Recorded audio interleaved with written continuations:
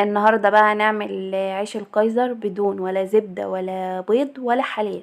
هنعمله كده بشوية كده من الدقيق، وهنكتفي بس كده معاه بالمية. وبس كده هيطلع معانا سهل وخفيف، وزي ما انتم ملاحظين خفيف جدا واسفنجي، وهنعمل منه سندوتشات المطاعم.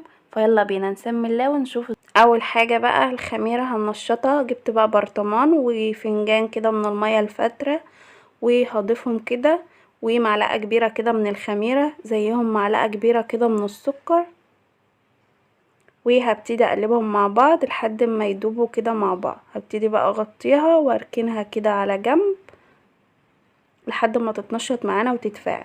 طبعا شايفين قد ايه بتتفاعل كده معانا. طبعا ان عملت فوم بالشكل ده، فكده الخميرة معانا ناجحة. جبت بقى طبق وهحط فيه نص كيلو من الدقيق بالشكل ده، وهضيف بقى الخميرة وربع كده معلقة من الملح، وزودت هنا في البرطمان بتاع الخميرة مية على حسب الدقيق ما بياخد معانا كده في العجن.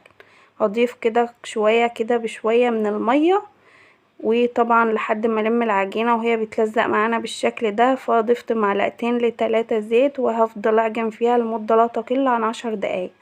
هبتدي بقى اكورها بالشكل ده، وهرجعها تاني في الطبق لحد ما تخمر كده معانا.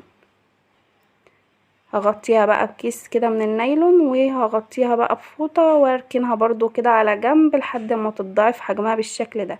بعد ما اتضاعفت كده هفضي اي هوا موجود فيها، وهرجع تاني المها وهكورها بالشكل ده والفها رول، وهبتدي اقطعها قطع كده بالشكل اللي انتوا حابينه على حسب حجم العيش اللي انتوا حابينه تقطعوها بقطع متساوية. هبتدي اغطيها واسيبها ترتاح لمدة 10 دقايق. طبعا هنا الجو كان حر فتضاعف حجمها بسرعة. هفردها وارجع تاني اعيد تكويرها بالشكل اللي قدامكم ده. هفرد بقى قطعة العجين واكورها تاني، وبعدين هعيد بقى نفس الخطوات في باقي العجين بالشكل ده. جبت بقى صينية وفردت عليها بقى كده من ورق الزبدة، وهبتدي بقى احط فيها قطع العجين بالشكل ده، وهسيبها لمدة ربع ساعة لحد ما يتضاعف حجمها. جبت بقى صفار بيضاية وحطيت معلقة كده من الخل عليها، وهبتدي ادهن بقى وش العجين بالشكل ده بصفار البيض، وهرش بقى عليه شوية كده من السمسم من فوق، وهدخله فرن ساخن على درجة حرارة 190. هيقعد معانا 10 دقايق. اول ما يدي لون من تحت شغل الشواية لحد ما يدينا معانا لون من فوق. بمجرد خروجه هبتدي ارش بخة كده من المية لحد ما يطرى معانا، وهبتدي بقى اغطيه كده بفوطة معانا.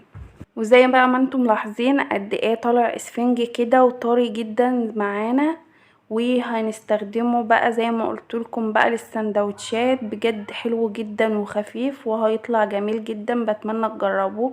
ولو انتوا اول مرة بتشوفوني ما تنسوش بقى فولو القناة وتتابعوا كل جديد انا بنزله، ولايك وشير، وان شاء الله اشوفكم في فيديو جديد على خير. دمتم في رعاية الله.